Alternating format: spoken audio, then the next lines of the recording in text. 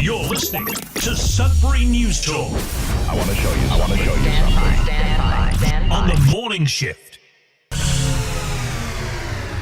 Anything could happen. Sudbury News Talk on the morning shift.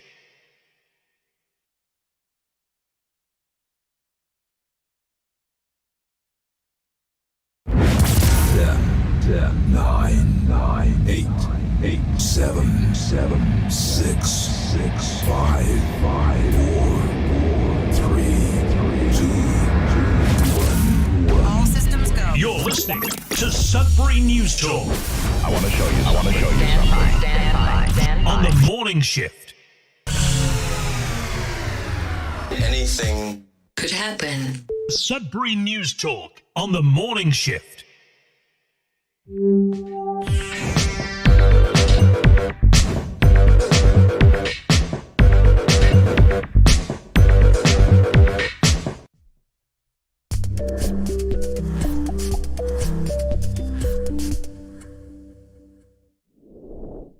All right, good morning, everyone. And as usual, anything can happen on Sudbury News Talk on the morning shift, as we could see. A little bit of a hiccup beginning the show this morning, just when you thought you had everything ready to go, you just didn't. And so here we are, the miracle that is Sudbury News Talk. Each and every weekday morning, live at CKLU 96.7 FM on the radio and streaming at cklu.ca online. Click on the Radio Player Canada app or download the Radio Player Canada app. Take us with you.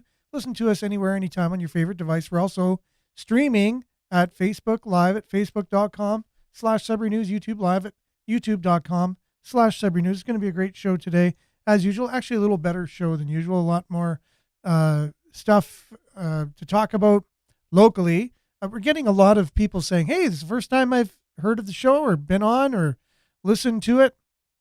Do you guys talk about local news? Anyways, I guess it just depends which part of the show you land on. We usually have a little bit of a morning. Good morning to everybody.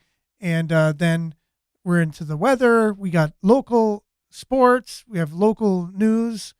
And then we do like a whatever social issue topic that's going on and maybe an alternative look at something that seems to be, mainstream seems to already have everything sewn up and tied up in a nice little bow and saying it's all one way and there's no other way to look at anything and you're going to go our way or you're going to take the highway, right? So we like to kind of question things a little bit more on the show and say, is it the way that it is? Can we ask questions still?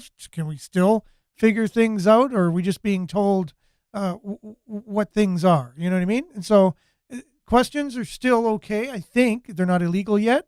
And so that's what we kind of do on the show. But yes, definitely heavy concentration of local news. We take the local news from our local news aggregator at sudbury.news, which you can visit as well. And it aggregates all of the local news from CBC Sudbury, CTV Northern Ontario, Sudbury Star, and Sudbury.com. Puts it all in one place so that way you can catch it anytime if you miss it on the show. We only look at a few of the stories.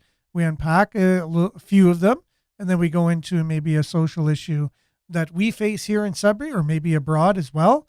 And it'll be no different today. Weather, sports, local news headlines, and we're going to talk a little bit about our downtown, a little bit of a local unpacking of our downtown and some of the good, bad, and the ugly, and then a little bit into how we look at climate and climate change and all these things. Apparently, some sides say all science speaks as one voice, and then scientists themselves say, no, that's not true. We're still here, and we still question things like science does. And so that's what we're going to be talking about today. That and much, much more. Your comments, make sure to like, share, subscribe, follow, and mainly comment. We'll have some morning check-ins as soon as we come back after the weather. But speaking of that, let's just dive right in right now with some local weather, and then we'll come back with some sports, and then check in on all you, as we have a few people coming on already and more jumping on. So we'll be back right after this.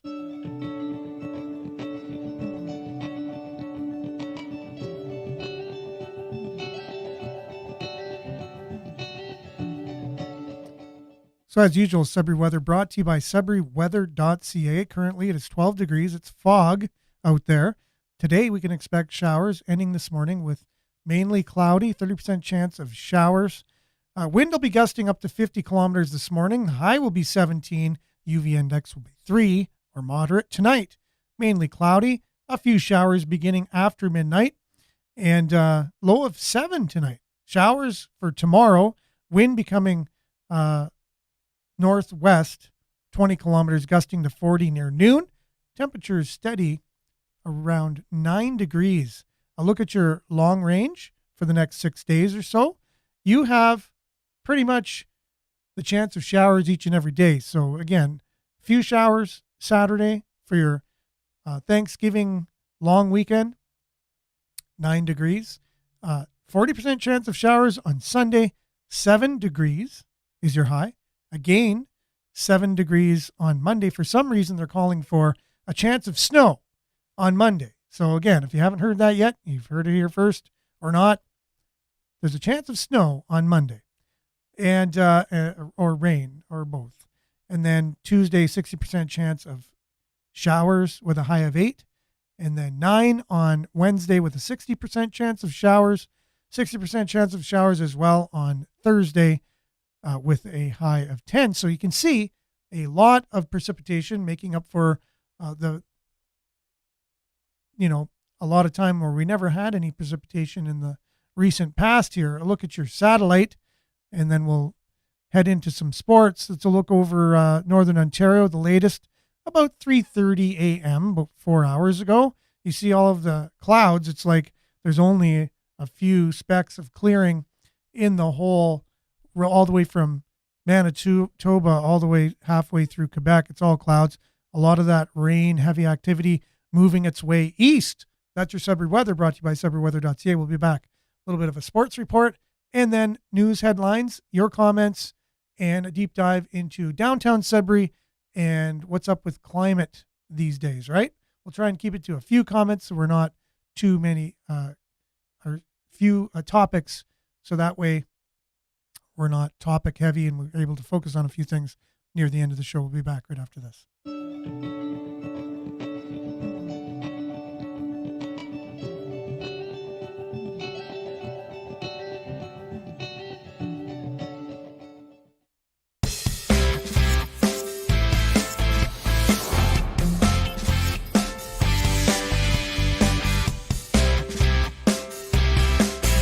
All right, so if you were listening to CKLU 96.7 FM or on CKLU.ca last night, you'd have caught the Wolves at about 7 o'clock playing against the Peterborough Petes, the champions of the OHL last year. And good news, we defeated them 4-0. Jakob Vondras got his first shutout as an OHL goalie of the Sudbury Wolves, so that's great. We're now 2 wins and 1 loss on the season in our 3 games, and we head into Kingston tonight to face the Frontenacs. Will be there. Puck drop at 7 o'clock.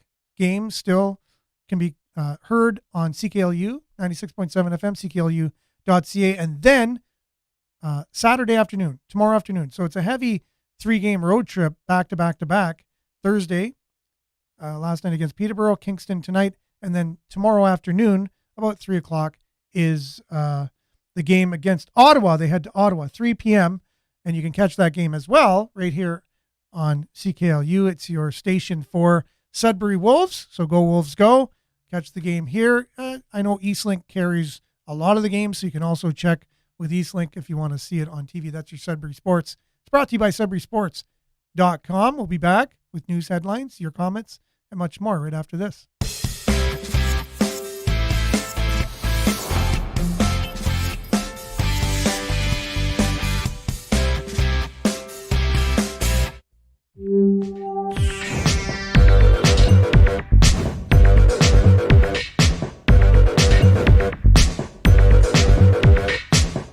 Okay, and we are back, and we have a few people joining on with us already. I just want to get it up on the big screen here.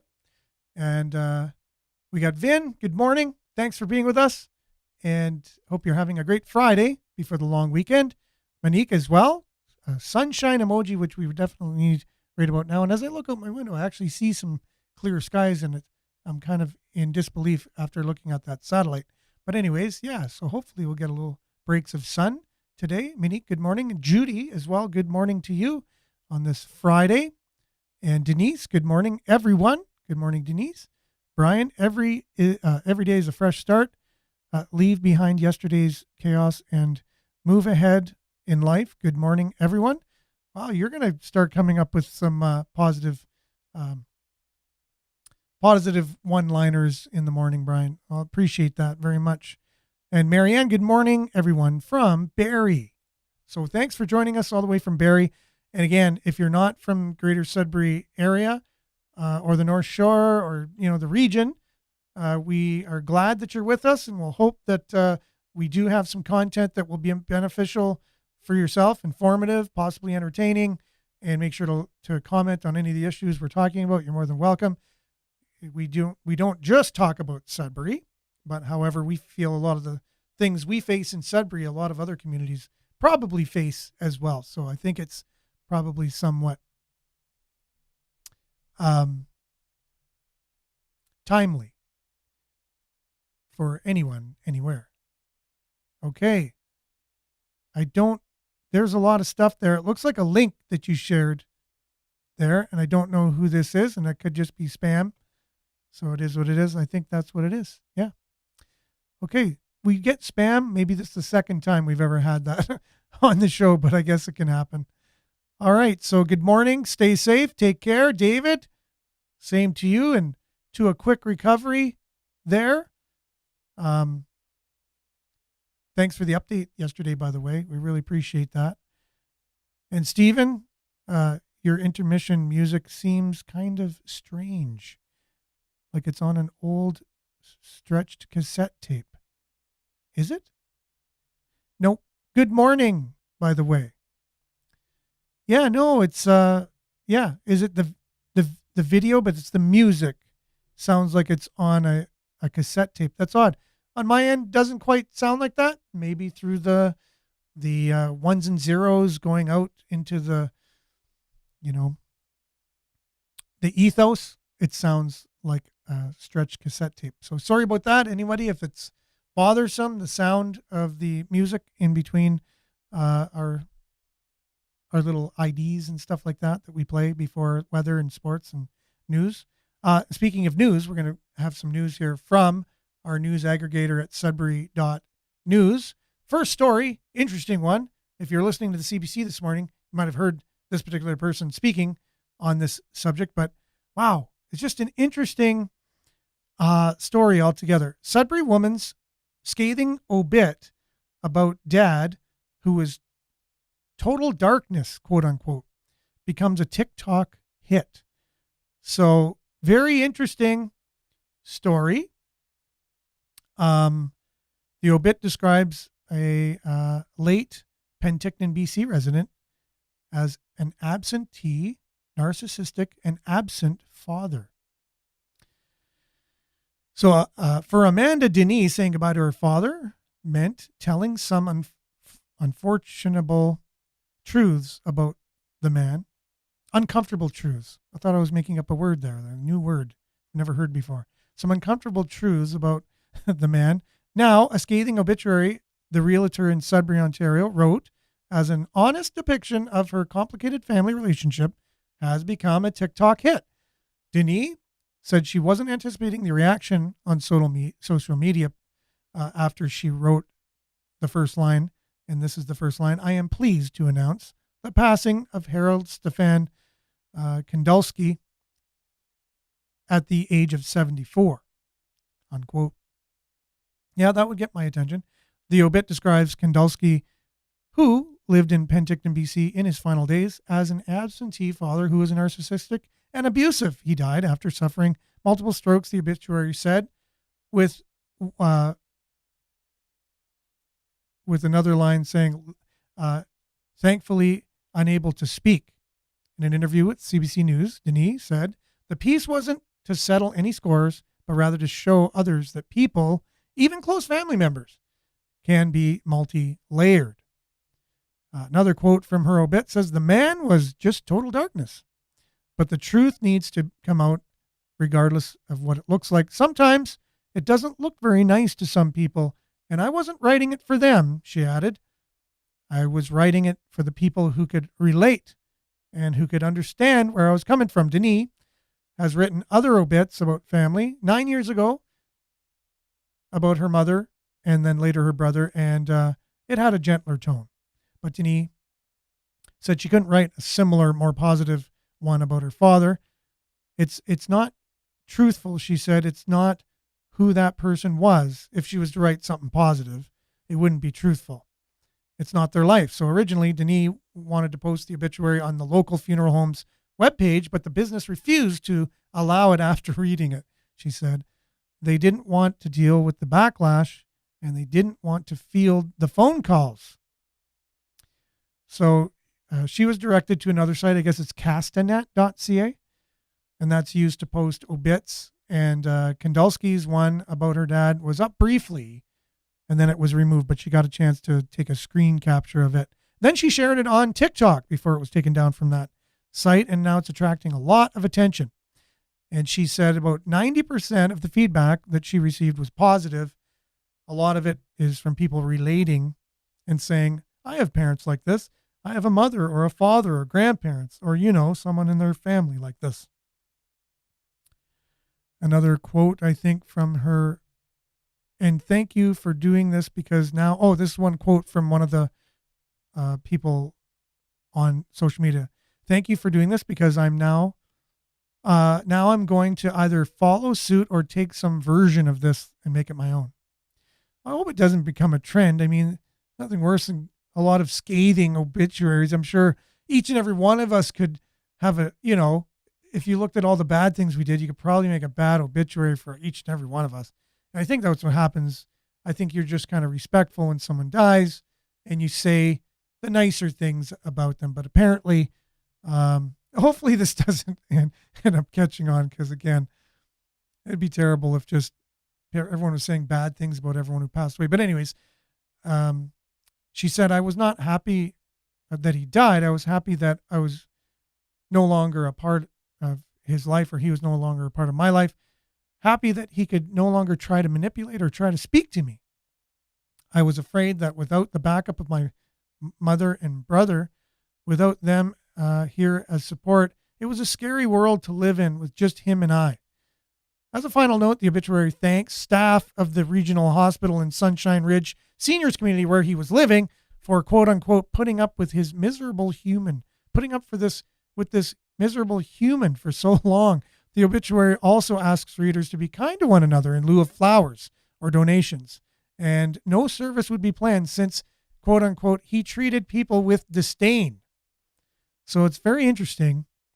Now, they got the brother's reaction, this particular her father's brother, so her uncle's reaction to this, and said, his name's Ed Kandulski, and from his home in Okanagan Falls in BC, read the obituary in the days following his brother's death. And when asked what he thought about the obituary, he said, it was absolutely the truth. My brother was a piece of crap.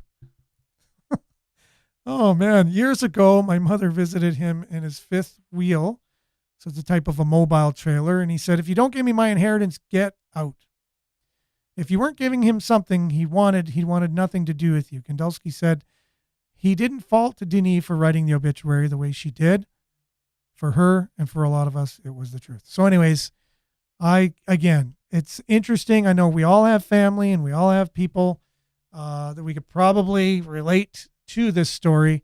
And again, I just hope this is like a very rare thing to happen. I wouldn't want this to start becoming a trend. Maybe if you made a particular nasty obituary website that was just for nasty obituaries, maybe that would have a place, right?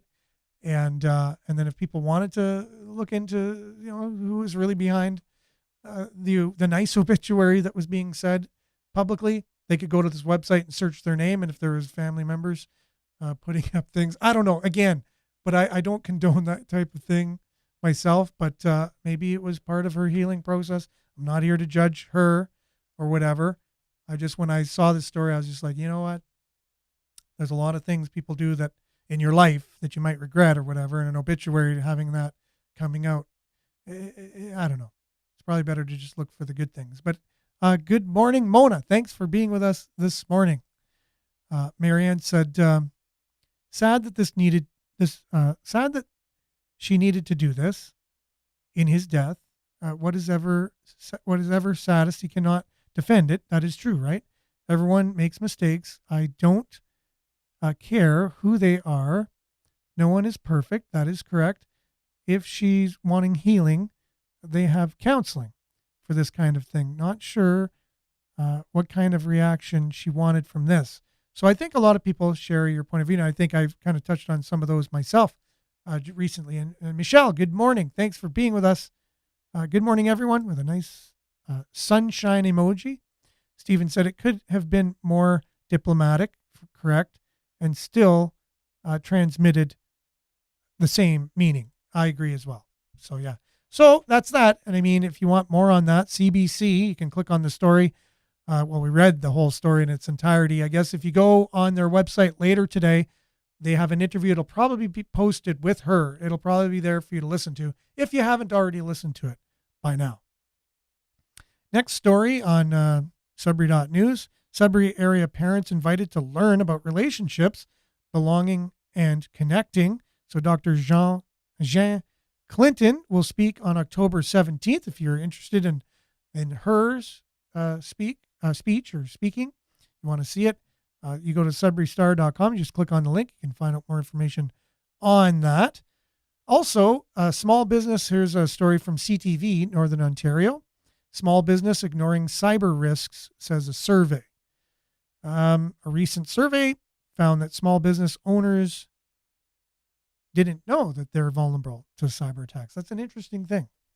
I don't know how any small business owner wouldn't know that they'd be vulnerable to cyber attacks, since it's just kind of common knowledge that anyone would be. But if you want to see more about that, you click on the story. CTV Northern Ontario has that. We talked about the Collage Boreal getting $1 million yesterday and what it was for on the show. Northern MPP upset about underspending. So Franz Jelena, Nickel Belt MPP, is upset about underspending. That's an interesting thing to come out from the government, you would say. So Franz Jelena is upset the province is saving $1 billion for a rainy day instead of spending it on healthcare. I'm sure there's a lot of things they could spend it on. And I'd have to applaud any government for saving some money for a rainy day. Two, can we do both? Can we figure out a way to properly fund things that they function properly and save, like we would hope we could do in our own homes? Do you think the government could take a page out of what would just be financial responsibility for individuals and families? So I would hope we can do both. So Franz Jelena is upset that we're not spending the money that we have and that we're just totally spending everything as it comes in. It doesn't say that. I'm just adding that, but wouldn't you think that'd be the case? Wouldn't you say that's good that we're saving $1 billion too? But yeah, I think it's probably good to do the both. Brian says, when I leave this world, my wishes are to have no funeral, no celebration of life, no obituary, no public notice, no burial, just burn my remains and send my soul to the spirit in the sky. Okay, I'm sure a lot of people feel the same way as you as well, Brian. We are vulnerable to cyber attacks. That's Marianne for sure. Mike Perrant joining us. Good morning, all. Wish everyone a great Thanksgiving weekend. Thank you very much, Mike, for that very positive Thanksgiving shout out to the greater city of Sudbury.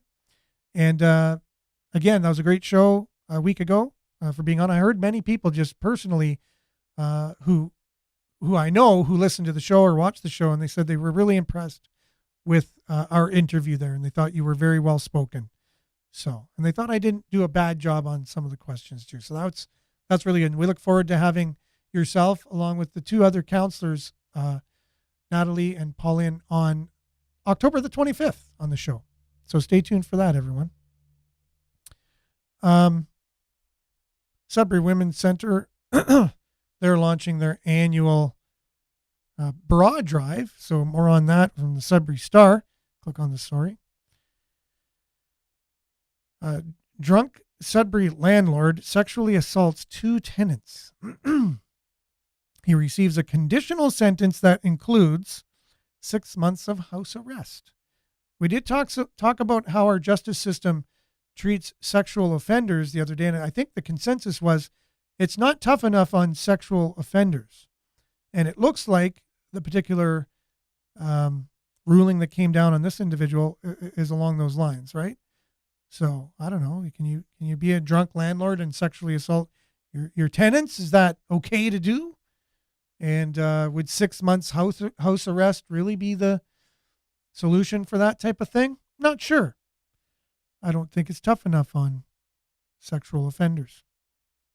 Here's a feel-good story from Sudbury Star.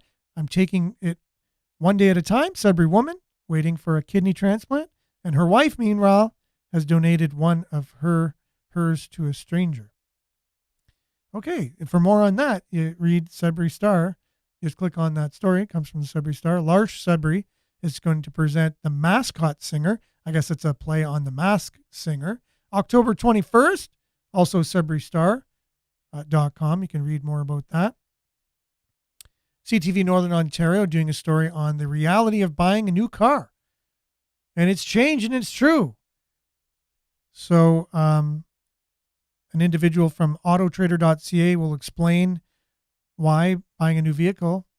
When buying a new vehicle, the customer finds some car dealers have stock while others don't. So they explain why some car dealers have stock, some car dealers don't. If you want more on that, read it at CTV Northern Ontario. Michelle is piping in here. Collage Boreal is given grants because government controls Boreal and allows story time, which is indoctrination of the children. Well, I'm sure that takes place as well. I don't know how that's any different from any of the other schools that we have, but yeah, I guess education system, and their grant. If we go back to the story, I don't think it was given from the government itself, but from the Weston Family Foundation. So they didn't get a donation from the government per se. They got it from the Weston family, the Westons, Weston Bakery Family Foundation. So, and it's to research how we can have food grown in northern climates where it's harder to grow food. There's shorter growing seasons, and the food needs to be a little bit more resilient. And so that's, I think, a very good grant for a very good cause from a family foundation, right? But I'm sure there's other nefarious things going on for different reasons in the background that, we're not aware of. This was an interesting story I heard on, it's North Bay related story, but a group wanted to make a domestic violence presentation on how the city should kind of get more involved in domestic violence, but it's really not the city's, it's not really the city who look after that type of thing. But anyways, it's a bit of a thing. If you want to read more about it, CTV's got it here. If you think cities should start getting involved more with health-related things than they are, or criminal activity and things like that, maybe there is a place for it. Maybe we need to change things. I don't know. Miles is saying, does Boreal Tech... Oh, sorry, okay. Yeah, you're talking about the last comment. Do they teach primary children? You thought it was a college. That is true. So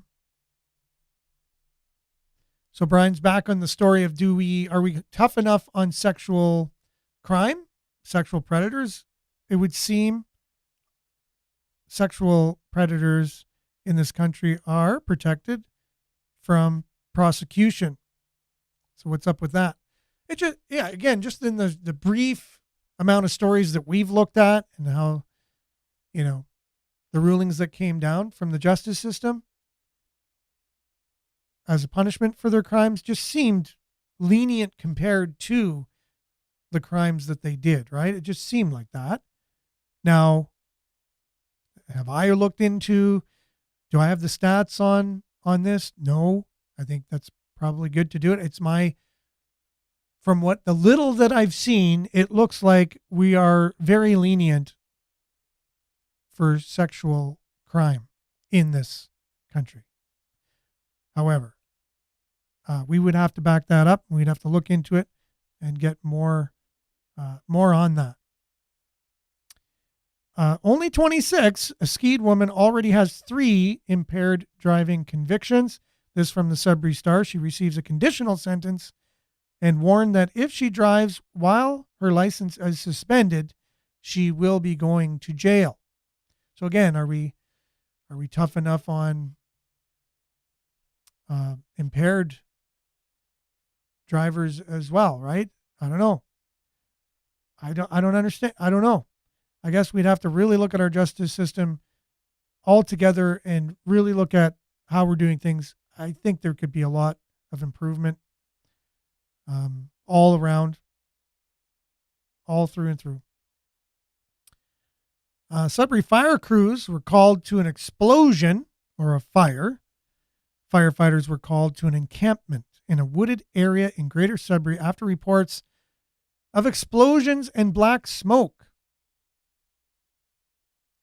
And this right before the alarming suicide rates in Northern Ontario we talked about yesterday. The public health unit in Sudbury says the rate of suicide in the area of the Northern Ontario city, which is Sudbury, is higher than the provincial average. I just wanted to get that in because I have a video to play about the explosion. But we'll talk more about that. That Sudbury's got some real issues, like our opioid addiction. Deaths due to opioid addiction is higher, 3 times higher than the provincial average. Our suicide rate is higher than the provincial average. So these aren't, and our crime statistics are way up there as well. Out of all the cities in Canada. So why can't we do anything about these things? Like what's going on? But there's this encampment, and this is happening more and more as the housing crisis that's what we're facing here as well. Opioid crisis, people experiencing homelessness crisis, which is linked to housing crisis, suicide rates. There's a lot of crises going on in our city that need to be addressed. But this one here, you're going to see this more and more. I just think as people can't afford houses, homelessness isn't going to go down. Inflation rates are sky high. Everyone's mortgages just doubled recently. And and then with the addictions problem and all these things, people experiencing homelessness is getting to be, it's increasing. And so we're going to see more and more things like this in the future. But here's just a taste of what just happened recently from CTV. Well, no word yet on what could have caused reported explosions and black smoke from a wooded area in Sudbury earlier this morning. Crews were called to an area between McNeil and McKim Streets just before 9 a.m. When they reached the site, they found what they can only describe as a tent-type structure with materials burned inside and no individuals. The fire was quickly extinguished. There are several items found burnt within the tent that may be a source of ignition, and certainly we are unsure due to the damage as to what the actual cause was. We've called Greater Sudbury Police Services to come and survey the area and to check that particular tent, what's left out. And anyone who has any information is asked to contact investigators. All right, so there you have it. That's from CTV Northern Ontario. We appreciate their reporting on that. And you can see how, it's not safe. There's a lot of issues you can have if you just have an encampment in the back of whatever place in Sudbury and you're living there. There's all kinds of things that can happen. And we will be seeing that more and more and more as time goes on. That's just my prediction. I mean, you could predict something different, but that's my prediction. Now, a couple comments coming in here. Just want to get to. So, nothing's going to get better. They just keep hitting us. They counted on our silence. So that's from Denise. Monique says it doesn't help. They pass bills to protect all these wrongdoings. Denise, we are the laws. We are the country, and silence is consent. The halls need people.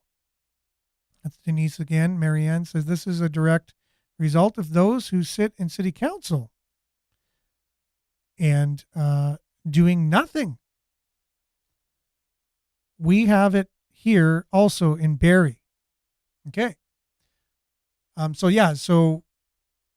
just so you know, Marianne, we just had one of our city council on Friday. We're going to have 3 of them on October 25th to discuss these issues. And so at least I've seen in Greater Sudbury, I do see our councillors kind of getting in and doing things. And now, can we have change fast enough? We're not sure, but at least we're going to be discussing it in an open forum. So you be sure to tune in on the 25th of October and see if we can't maybe, just if you see how we're communicating with each other and with the city, and see if you get a vibe that are from our city, 3 of our city council people as well. Then just to see if you feel the same way. Problem is Sudbury Liberals are running Canada. Oh, some of these comments is just so interesting. Now, Liberals are running Canada. They've been in power for 8 years, so I'm sure. Look, this is on their watch, so the decline of our country's standards. So Greater Sudbury Police are investigating fires and not the fire marshal? I guess so in this case. Over regulation is also a huge part of the problem. That's from Brian. So Mike says last Tuesday, council unanimously passed a motion to end homelessness by 2030. Okay, well, that's interesting. That's an interesting statement.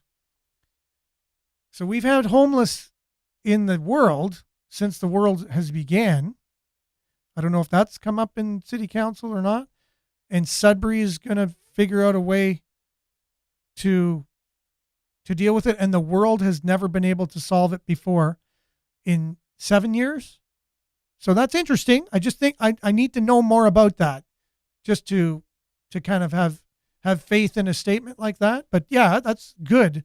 I mean, wasn't it Rodriguez that said he was going to abolish poverty when he was mayor?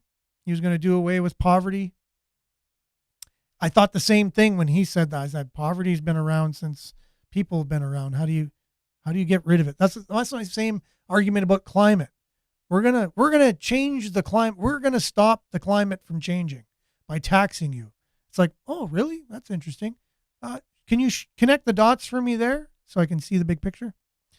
We are the problem. People like us, we allow this. We are not sitting idle on this. That's Mike again, just to let everybody know. Denise, I got fire but no wheels. Okay. It will never happen to abolish homelessness. I would tend to agree with you on that one. I think it's a human thing that, I don't know. I want to hear more about this at some point, how we're going to actually abolish people experiencing homelessness in Greater Sudbury. I'm now intrigued. But yeah, you can always learn something. The encampment took homeless and moved them into a bush behind Walmart. If I'm right, I think bush is everywhere. I think in the valley, I just see people that don't own homes, that have their belongings with them, that are just kind of going down trails. And I know they're living in the bush wherever. So they're all over the place, not just in one place in the bush. You're right on Long Lake Road.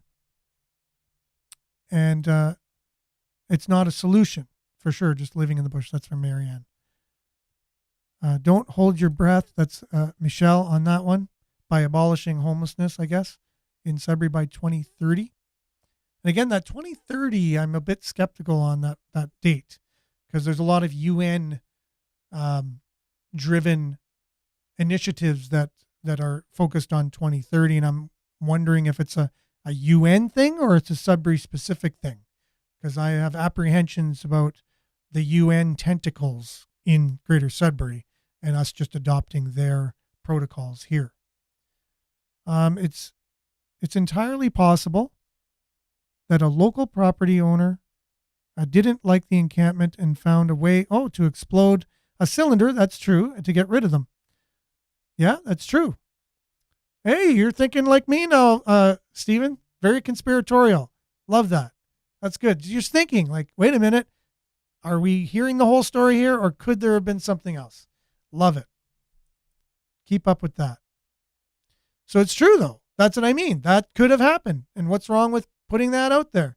That a homeowner could have said, how do I get rid of someone here? It's illegal to get rid of them because who's going to move them? And I know a way. I can just make a fire and then they'll come and say, hey, you got to move. So get rid of Trudeau. Best chance of helping homelessness. Okay. Interesting that council has voted to end homelessness after their term is over. That's an interesting insight too. I never thought of that. This is from Dave. They'll let someone else come up with the plan. ? There were homeless people, Shakespeare, wandering on the heath, talking to King Lear as he went mad. Oh yeah, homeless people since the beginning of time. And many more this year, for sure. Miles says many layers to homelessness. There's some that want to be homeless, and maybe a very small amount of them that want that, but it's a fact. It's true.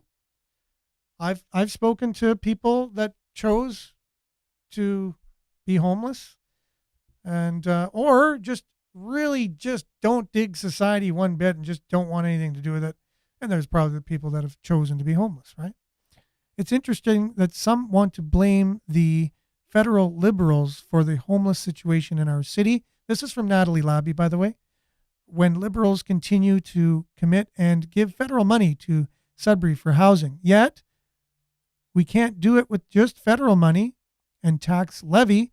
And where, all capital letters, where are the funds from the Conservatives of Ontario in this puzzle piece to do their part? ?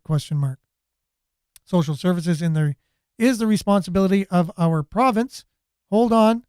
I have the answer. Sudbury is not, capital N-O-T, conservative, so we get crumbs.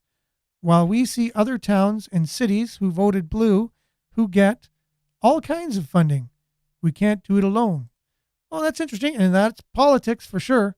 If you're not the city of the government in power that's also have people that are in that party in power in that city, that's a truth. So I'll take that one as you got a good point there.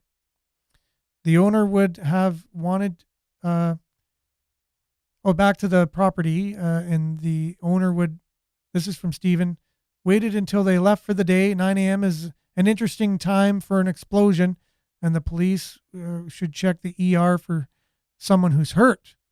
Will the fire chief think of that? Maybe if he's listening to the show. That's a great idea of this show. It's just to kind of put things out there. It's a way to kind of stir a pot, just kind of throw things up and jumble things around if they get too stale, just kind of ask some questions. Are we doing things as good as we can? Can we look at other alternatives? What's up with that? Maybe make an opinion here every once in a while. Someone makes an opinion like, I never thought of it that way,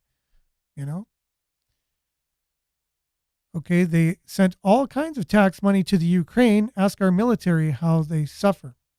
It's true. So a lot of good points made. The federal government, they're not perfect. The provincial government, there's politics here. We don't have conservatives in power here. So they could be like saying none for you because you don't vote for us. That's true. So there's all kinds of things going on from all kinds of different political spectrums, all sides, and nobody's innocent in this. Let's see. What we do here, we should be in the halls doing. Okay, for sure.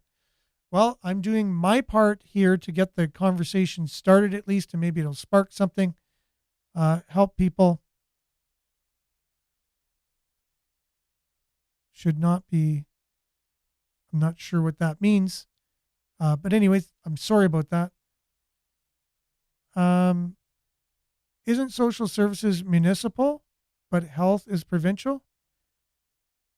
The two levels need to work together. This is Stephen on these health-related social services if social services are still municipal. Good question. Okay.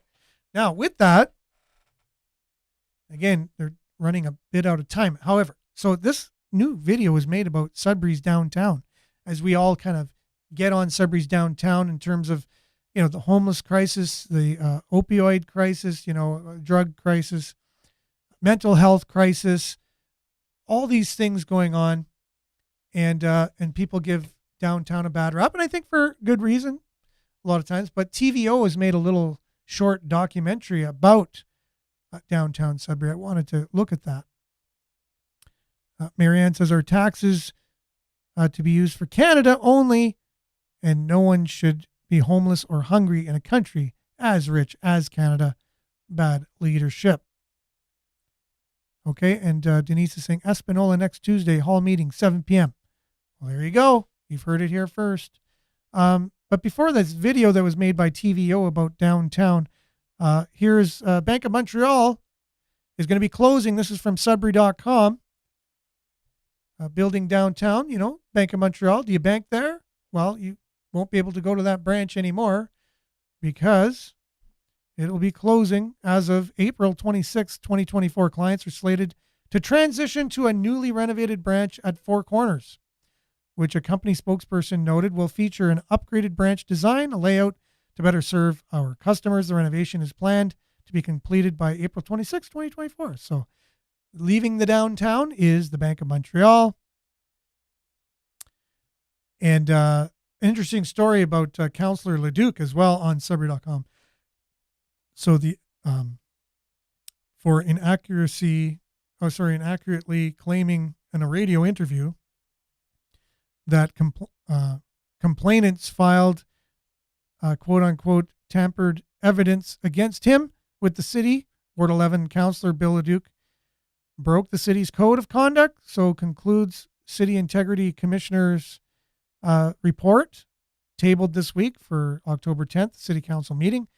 The complaint against Leduc was filed anonymously and relates to a April 25th radio show interview that he did for CBC's Morning North with Marcus Schwabe regarding the April 27 Election Compliance Audit Committee meeting, at which his 2022 election finances were called into question.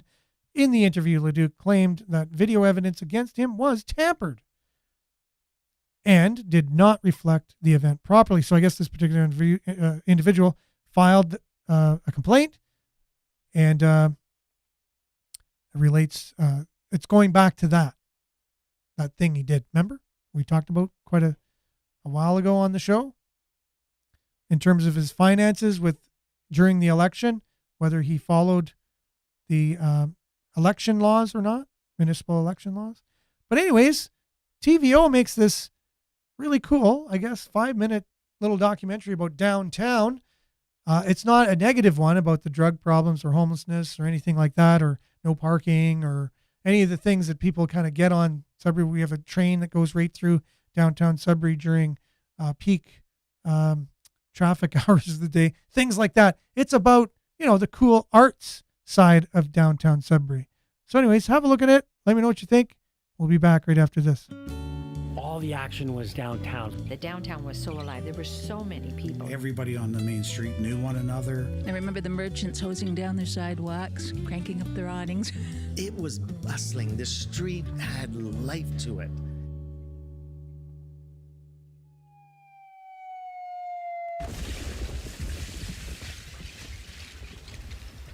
We're in a meteor crater right now. There's things that you can find here, nickel deposit that's larger than anywhere else in the world.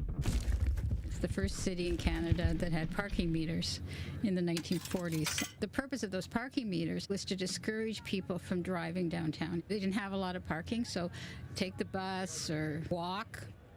Going shopping. It wasn't just buying something, but was going out. You actually dressed to go downtown. Can you believe that? not in your jeans, but in your Sunday best. There were so many people. People could walk across the intersection whichever direction they wanted. They would just go green for the walkers. That's what they call the hamburger scramble. But it was great. You had to be dodging people. They'll just walk across in any which way.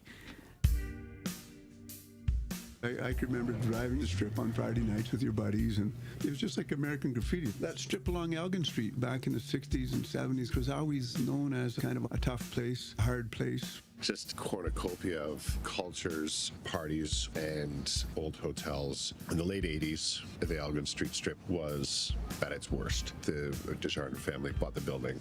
My parents purchased the Townhouse Tavern. It was a rough and tumble area.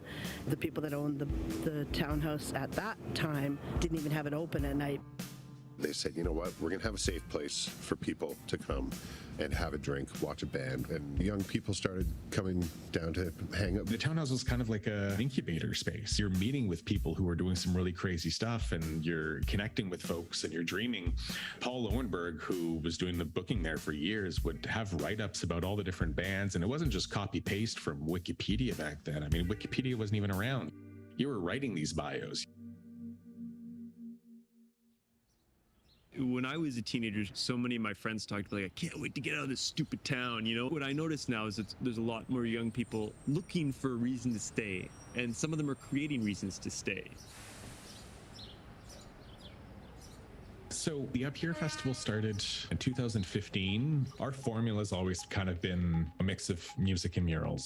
So acts that are up and coming. We're not trying to duplicate what's already being done by fantastic folks like Northern Lights Festival Boreal or River and Sky or even the Townhouse. You know, we're trying to step outside of that a little bit. The public art side, which has a permanent impact. The festival finishes and you end up having these pieces that hang around that reflect dialogue that we're having within our cities. We painted the old General Hospital, which is 8,000 square feet of just rainbow. It's completely abstract and absurd. It's not just about making things prettier, but it's about challenging different perspectives. I think we're a really creative and resilient artistic community. You know, anyone can really make of their city what they want to see in their city. And I think that's so important. It's important for youth to be able to see themselves as change makers, and there's so many ways you can do that. Finding that new identity, which is more of an arts-based culture, youth-based culture. Art did great downtown. Seems to be having a little renaissance, which is nice to see. It was a mining town, and we have grown, but we shouldn't forget who we are and where we came from and have a sense of humor about it. It's like a big ball of Play-Doh. You can kind of shape it the way you want.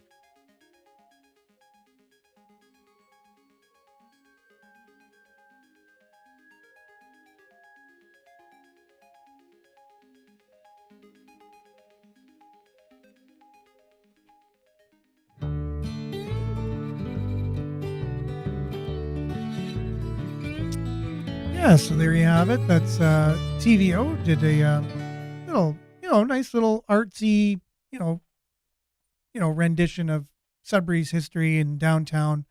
Yeah, so I think it's kind of neat looking at things, I guess, nostalgically of the past and looking at things positively from an arts point of view. I think there's lots been done in the city. There's a strong, strong, strong arts community here. Regardless of all of the issues that are going on, the concrete social issues that we do face here, we do have a strong arts community, which I am a part of as well. I'm a musician. I like to create things, whether it's video or anything artistic. I'm very networked with those in the arts community here in Sudbury. And so, but at the same time, it's not a look at reality. I think it would be really good to take something like that and then juxtapose it, put it right beside, what the social issues that we're facing these days.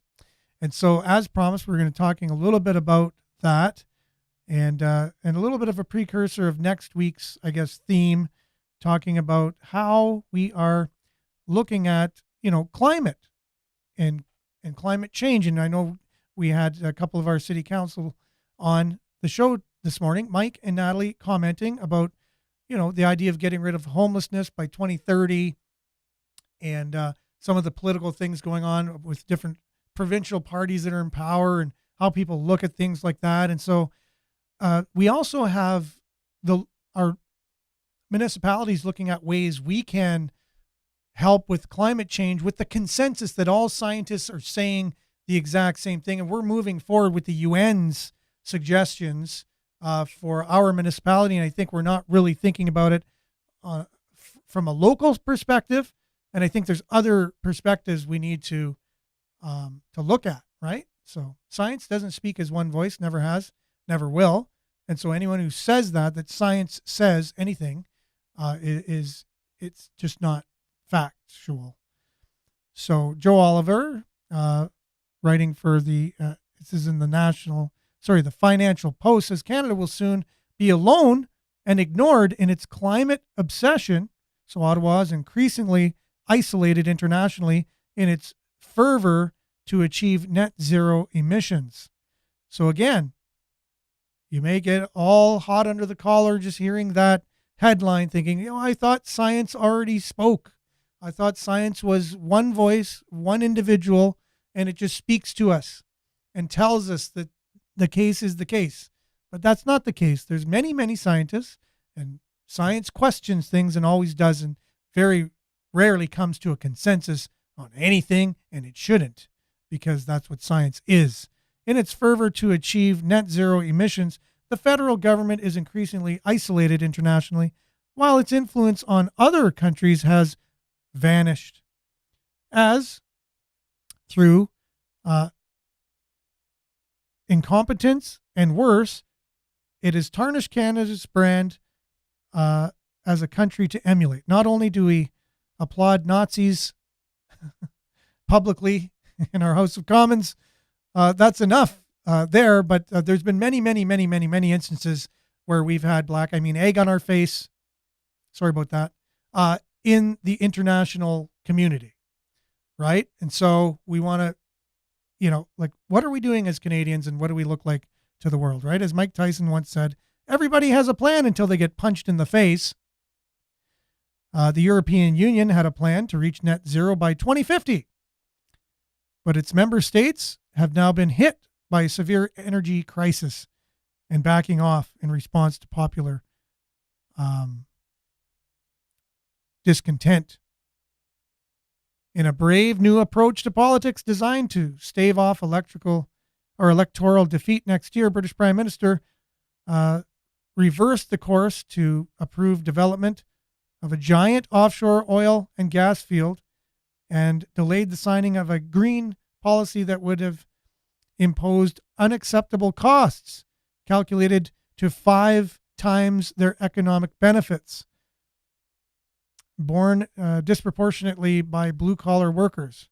And so this goes on and on. So Financial Post, you look for this story. We'll just make it large for you here so you can see that. The headline, Canada will soon be alone and ignored in its climate obsession. If you want to read more about that, you just go to the Financial Post and read all about it.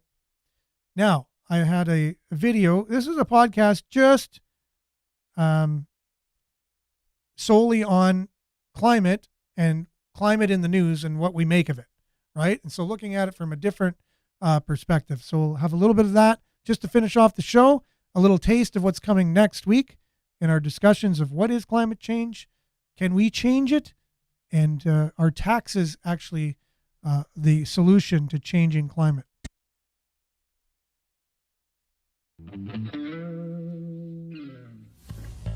And that's what climate change is about.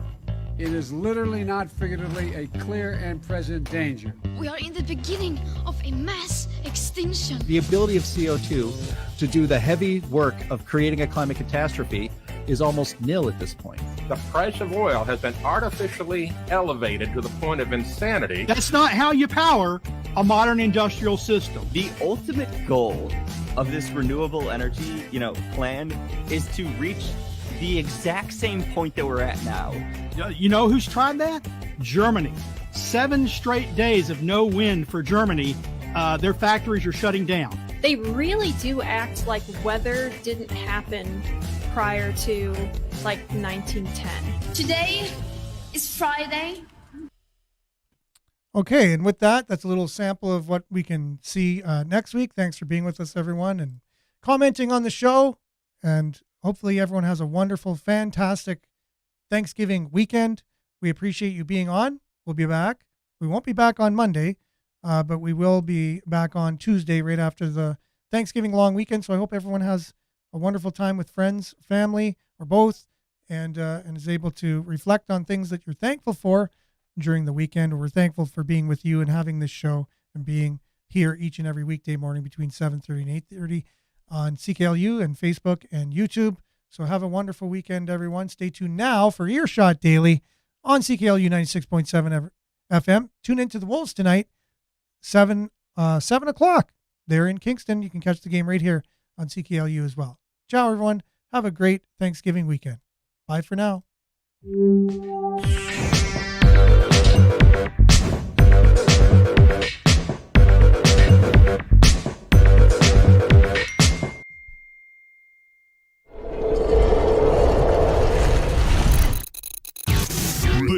This is Sudbury News Talk on the morning shift.